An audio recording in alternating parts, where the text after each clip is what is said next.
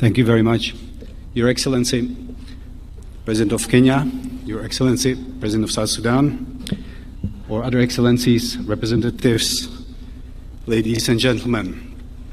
Thank you very much for the opportunity to address this crowd and to speak at this extremely important event, which the European Union supports with full force. As my colleague from the UK already highlighted, I think South Sudan is at the moment finding itself in a situation where it needs help. It needs help from the neighbors. It needs help from the international community. I'm really pleased that we are coming together here today, and we are trying to provide that assistance. The EU has been actively involved in the launch of this process in the Kenyan-led mediation initiative, and we have been a formal observer of the process, and we maintain very close contact both with our Kenyan counterparts, with the other countries in the region, and with the international community, with the representatives of Troika and the others. For us, I think it's extremely important that the mediators, that this initiative is not trying to reinvent the wheel. We do have a framework in place, and it's important that that framework remains the starting point for continuation of this initiative. We're trying to revitalize the peace agreement of 2018, and it's important that it's an inclusive process, the civil society is engaged, and all the other actors are involved. For us, one of the key issues in the peace agreement was the delivery of the elections. Our colleague from the UK already spoke about this, and this still remains the target. A very important step for the transition of South Sudan. We're committed to working in that direction and to providing all our support. I thank you very much again, and I wish good luck to our colleagues from Kenya and to all the others. Thank you. Thank you very much, Ambassador Hammer. You have 3 minutes. As you make your way up, Ambassador Ware, the Deputy Executive Secretary of the Intergovernmental Authority on Development, IGAD, that have been the handmaidens to the revitalized agreement, will follow soon thereafter. Thank you. Good afternoon. Your Excellencies, Presidents of Kenya and South Sudan, distinguished delegations, international colleagues, all protocols observed.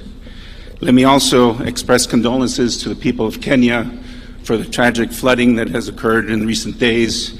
As the United States, we're pleased to be able to provide $1 million in USAID assistance, and we are sure Kenya will come back even stronger after these events. The United States applauds the leadership of His Excellency President William Ruto for agreeing to take on this mediation between the ARCSIS, non-signatory parties, and the government of South Sudan. As we prepare for President Ruto's state visit to Washington later this month, we recognize Kenya's vital role as a regional leader on peace building and security in East Africa. I would also like to commend the commitment of General Lazaro Zumbawo for his mediation efforts. We all remember what he did with the Comprehensive Peace Agreement, as well as my colleague, Ambassador Guyo, who I've had the pleasure of working with over the last couple of years to support peace in the region. We greatly appreciate being included in this mediation effort as observers and look forward to working with Kenya on yet another important regional peace-building effort. We share with partners in the region a set of fundamental priorities and values when it comes to South Sudan. First and foremost, peace. A full transition of South Sudan toward democracy, respect for human rights, and a government responsive to the needs of the South Sudanese people provide the best avenue towards sustained and durable peace in South Sudan. The United States, and I believe the international partners in this room, recognizes that the 2018 peace agreement has not been implemented, nor have the promises made following the 2022 extension and subsequent roadmap. We have been clear and will continue to urge the South Sudanese leaders live up to their responsibilities. We are confident that President Ruto and his mediating team can manage an inclusive process, one that reinvigorates the peace agreement and supports South Sudan in establishing a durable peace. The United States stands behind Kenya in this effort because we believe it presents an opportunity that the government and the non-signatories alike can and must seize. Without serious efforts by the government and peace agreement signatories to establish the conditions for lasting peace, as they promised in 2018, there remains far too great a risk of widespread violence and a return to civil war. Non-signatories also have this opportunity to demonstrate that they too are committed to peace. The region can ill afford further conflict, and the South Sudanese people who have waited far too long must see their aspirations met. In this vein, let me reiterate the United States position that allocating further financial resources for election preparations absent urgent action by the transitional government would send the wrong message. We will not support an electoral process that, without urgent action by the transitional government, would not be free, fair, or credible. For an electoral process to be credible, we must see the South Sudan government devoting its own resources to support the electoral institutions it has established. Let me close by restating the United States' steadfast commitment to working with partners like Kenya and regional institutions like IGAD and the African Union to advance peace and security in the Horn of Africa for the benefit of the peoples of the region. Thank you. Asante sana.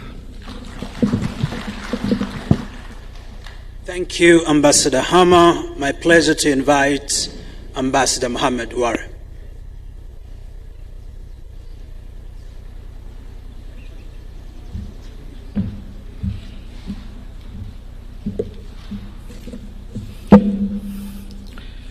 His Excellency William Ruto, President of the Republic of Kenya, His Excellency Salva Kiir, President of South Sudan, Prime Minister Hamza Barre, Prime Minister of the Government of Somalia, Ambassadors, Special Envoys, ladies and gentlemen. I'm extremely honored to be part of the official launch of the high-level mediation for South Sudan and deliver the statement of IGAD on behalf of our Executive Secretary, His Excellency Dr. Wargane Gabio. From the outset, I would like to thank President William Ruto for agreeing to host and mediate the high-level talks between Government of Sudan and non-signatory groups, as well as availing the necessary resources and expertise for the talks. Kenya has an illustrious history in peacemaking in the region. It will be recalled that Kenya played a pivotal role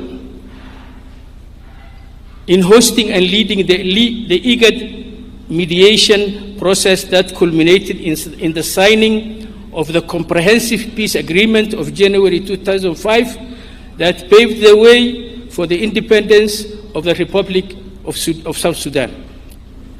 And I might add also the Eldoret and Embagati peace processes that midwifed the Somalia transitional federal government.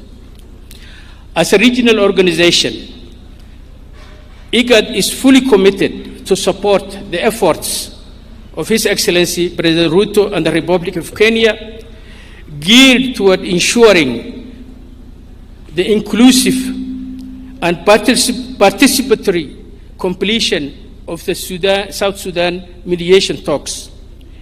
IGAD strongly believes that the 2018 peace agreement provides the general framework and avenues for addressing the concerns and demands of non-signatory groups.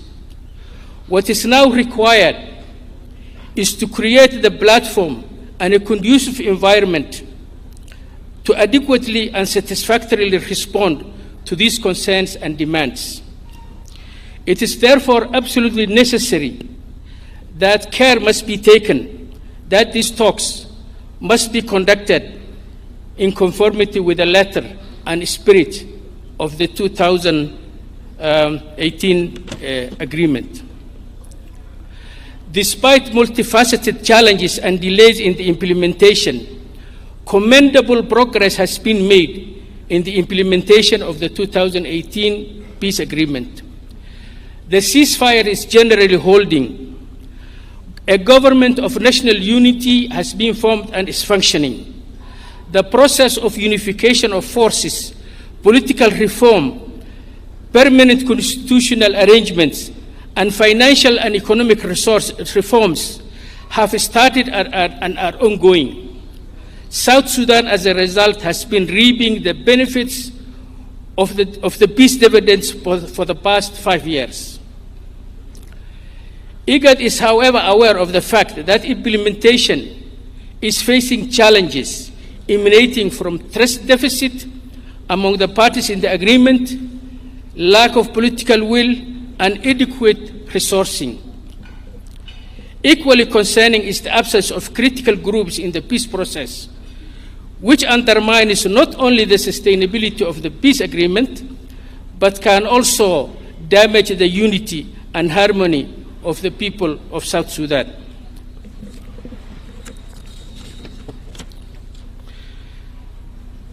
In this regard, we members of the regional body and the international community have the collective responsibility to support this peace process to its conclusion. I would like to seize this opportunity to call on the heads of states and government, donors, groups of goodwill. Excellency, the reconstituted Joint Monitoring and Evaluation Commission has been monitoring the revitalized peace agreement's implementation. It is my pleasure to invite General Gitwai to give a snippet of the status. You're welcome, General.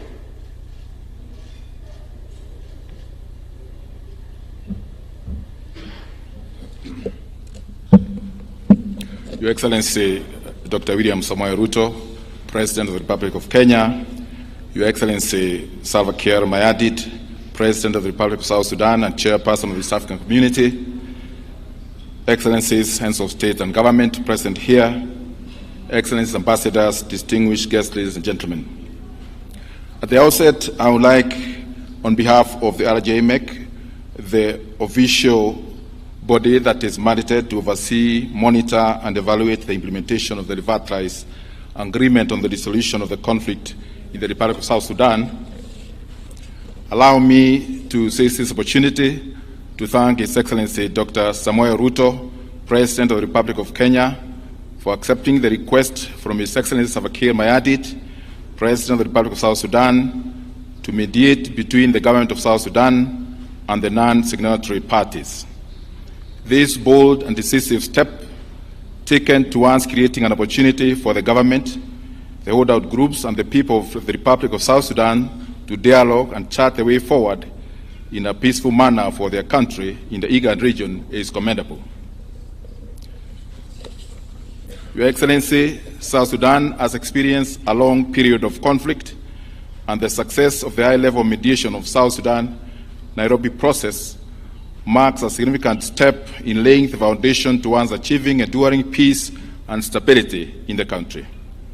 These talks should create a momentum for achieving inclusivity, build tolerance, reconciliation, and forgiveness, recognizing that having peace, justice, and strong institutions in a country promotes stability, fairness, and accountability, leading to sustainable development and a better quality of life for citizens. Therefore, peace in the Republic of South Sudan is paramount, not just for the South Sudanese people, but also for the shared security and prosperity of our region. AJAABU, as a commission mandated to monitor the implementation of the revitalized peace agreement, recognizes the role that IGAD heads of state and government, as guarantors of the peace agreement, have played thus far in responding to various issues concerning the implementation.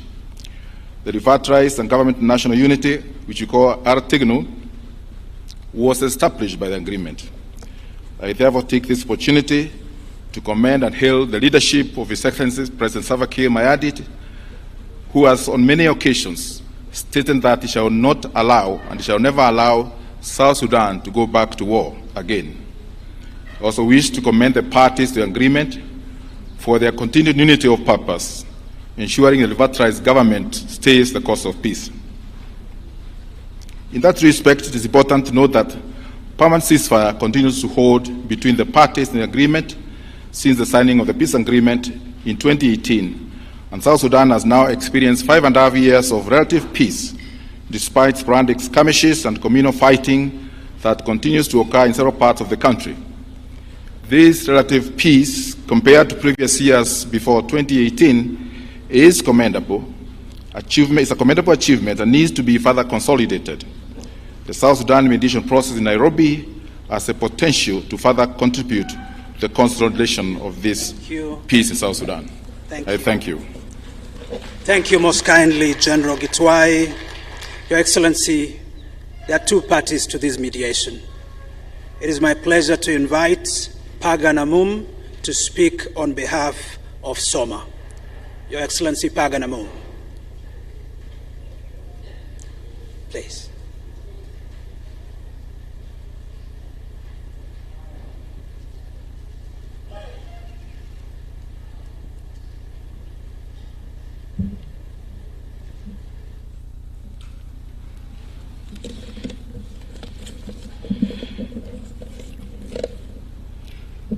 Your Excellency, President William Ruto, President of the Republic of Kenya,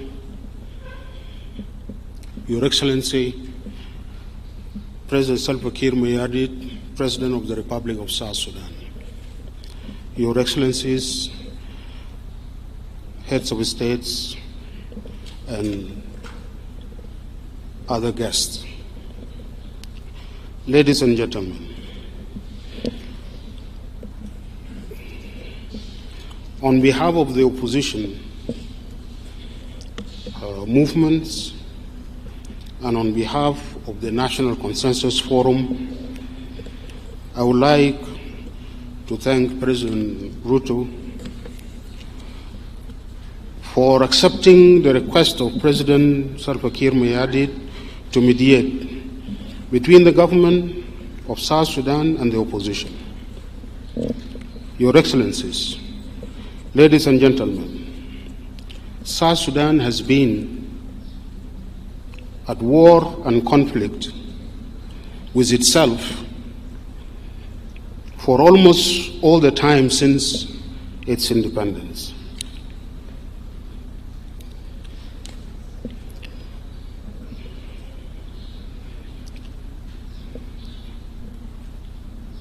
South Sudanese have fought, displaced and killed themselves.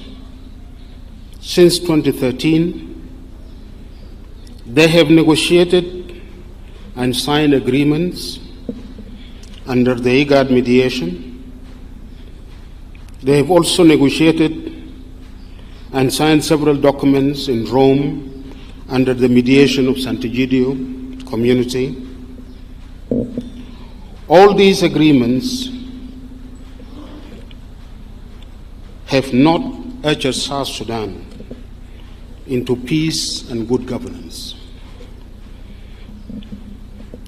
All the transitions and the transitional governments have failed to take South Sudan into peace. Today, South Sudan is threatened with disintegration and collapse into chaos and disorder. It is gripped by multiple crises.